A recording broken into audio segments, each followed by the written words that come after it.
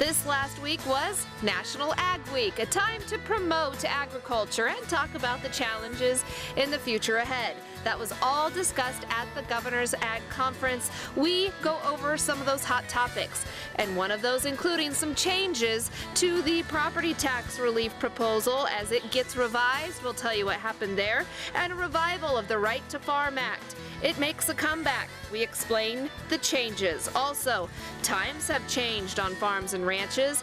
A health study on farmers may make you think twice about your health needs. Get ready for NTV's Grow.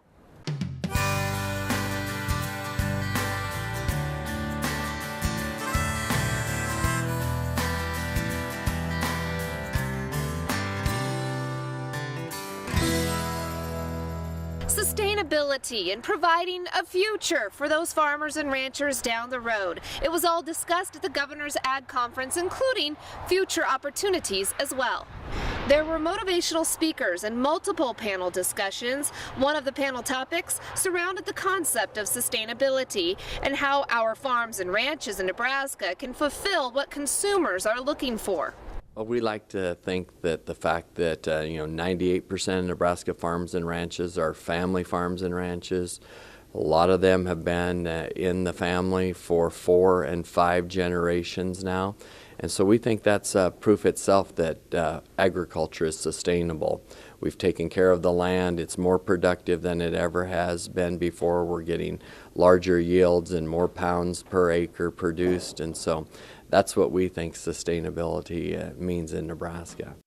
Governor Rickards offered the opportunity for farmers and ranchers to also approach him about the future of the industry and the potential as to what may affect producers. We've got a couple of big bills that are my priorities that will impact agriculture. The first is my property tax relief bill. I worked with Chairman Glore of the Revenue Committee and Chairwoman Sullivan of the Education Committee to develop 2 bills to get property tax relief for all Nebraskans, but in particular for agriculture. And then also my infrastructure bank bill, which is focusing on how we can accelerate the work on our expressways, which is important to agriculture, manufacturing, and tourism, which are our 3 largest industries. Now, speaking of those property taxes, the proposal was revised.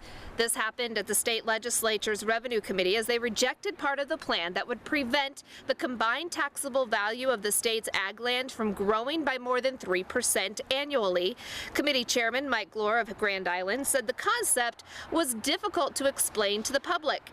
Other members say it wouldn't steer money to where it is most needed. Instead, they're focusing on slowly property taxes increasing by using the average valuation over 5 years to calculate a property owner's tax burden. Another issue at the state capitol, the Right to Farm bill advances after being rejected earlier in the week. They took a new vote on an amended version. The proposal would prevent lawmakers from passing new regulations on farming and ranching technology. If voters approve it in the November election, some say it's needed to protect family farmers from activist groups. But others say putting the right to farm in the state constitution could cause problems. Here's a closer look. The threat is real. It is time that we proactively protect Nebraska agriculture. A 4th-generation livestock farmer and large animal veterinarian. State Senator John Keene says that way of life is under attack. In the past year, Nebraska has seen the disruption that can be caused by anti-animal agricultural extremists targeting our producers. He wants the right to farm guaranteed in the state constitution before people grow more removed from agriculture. See a greater and greater disconnect from agriculture practices and an explosion of misinformation on social media, the opportunity for lawmakers to have a fact-based discussion about these laws becomes more complicated. Senator Ernie Chambers says it does not belong in the Constitution. It should not be cluttered.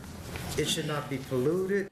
Farm Bureau agrees, even as they support the general concept. Let's come back in 2017 and really attack it legislatively, put it in statute. But let's do it right. Let's take the time to study it. Let's get the questions answered. And really some of the questions are, how do we define agriculture? Nearly a third of senators have signed on as co-sponsors to put this on the ballot for voters to approve.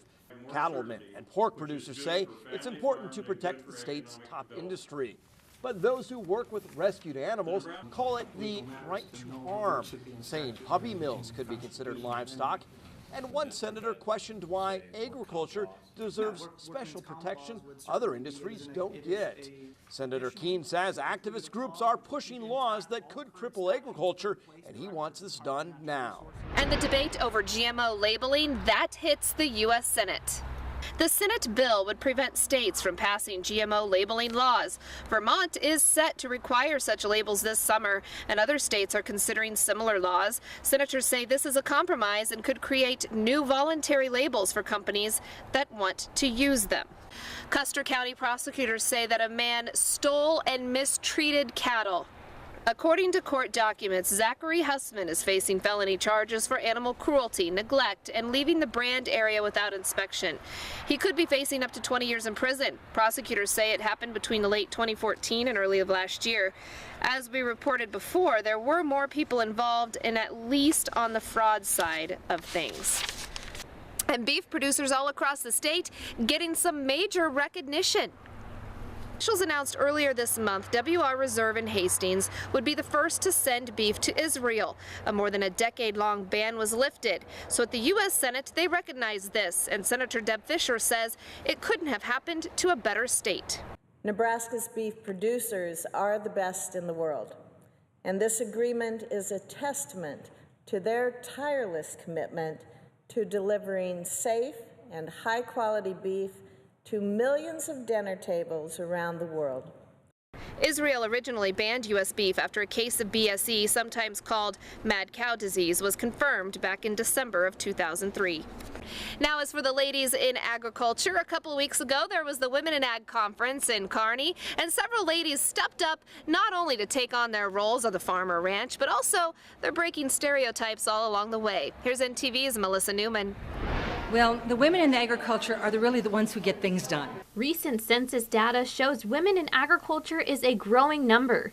This week, one conference set out to help women get the skills to compete and survive in the industry while changing perceptions about a woman's role in agriculture. We were always just involved as bookkeepers a lot of times, or a truck driver, where the women now are helping with the decision making, and I think that's excellent. They just are seen as like the women who marry into the business when I'm not married, I'm single, and I'm still very much into my family's farm. I help out on the farm and I help my dad figure out ways to do things, so I just think the misconception is that women aren't as involved as they really are.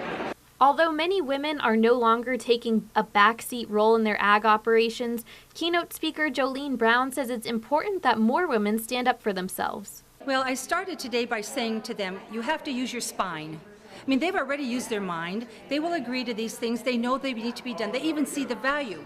But if they don't use their spine and go ahead and stand up and do things, even if nobody else does them, to begin the process, then nothing gets done. In addition to empowerment, the Women in Agriculture Conference provided networking opportunities as well. A lot of this conference is about communicating with other people and finding ways to find other people to help you make the changes that you're looking for. So the one thing that I look forward to taking away is meeting new people and having new contacts within the industry. While markets are fairly uncertain, one thing you can count on is that these women are going to make a difference in agriculture. It's a little scary not knowing exactly where markets and things are going, but it's also fun and intriguing, and it gives you a drive to change things and make things better for the future. Agriculture powers Nebraska, but some state leaders, they're concerned that a lot of kids and students aren't quite seeing the career opportunities available in agriculture. The Nebraska Agricultural Youth Institute is a long-running event every summer in Lincoln. Run by State Government of Ag, they reached out to Omaha and now to Central Nebraska. This week, they saw the first ever NAYI Tri-City event. We're looking at those kids that maybe are from urban or non-farm backgrounds and trying to make them aware of the opportunities within agriculture for them to have rewarding, high-paying great jobs. Students like these from Grand Island Senior High, they consider themselves machinists. They say this even opened their eyes to engineering careers, designing systems for use in agriculture. To check out this full story, go to our website, nebraska.tv. And catching up with FFA students, that was FFA week a couple weeks ago, and some arrived to school with a little extra horsepower. Before sunrise, it wasn't Fords and Chevys rolling in, but John Deere and Case IH. In honor of National FFA Week, kids celebrated and raised awareness by driving their tractors to school.